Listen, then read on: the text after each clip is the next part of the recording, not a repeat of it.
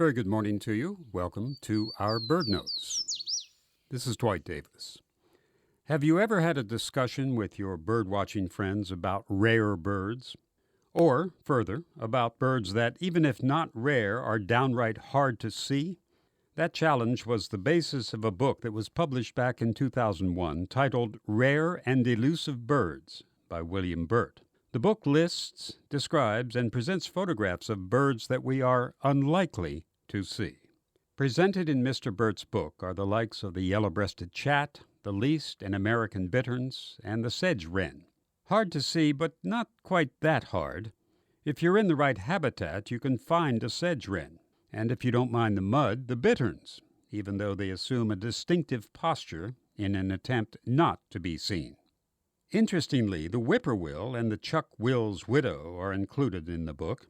These nocturnal singers are certainly easy to hear, and armed with a flashlight, one can locate them by their red-reflecting eyes. With the Connecticut warbler, we're getting closer to a truly elusive bird. This bird lives and stays in thickets, rarely coming out to allow one to get a good look. The yellow-breasted chat and the white-eyed vireo like to hide in thickets and vines, too, seldom coming out in the open, though they will respond to various noises and appear momentarily to investigate. And besides, they're very vocal and easy to hear, so it's a case of, I know you're in there, now show yourself. Searching further, we come to the Swainson's warbler, which nests in the western tip of the Old Dominion and in our southeast corner of the state. This bird is a skulker, staying hidden. Even Peterson admits that it is very hard to see. Not only does it try to stay out of sight, it breeds in inaccessible wooded swamps and cane growths. And, by the way, the ideal habitat for the Swainson's warbler is also the perfect place to find a canebrake rattlesnake.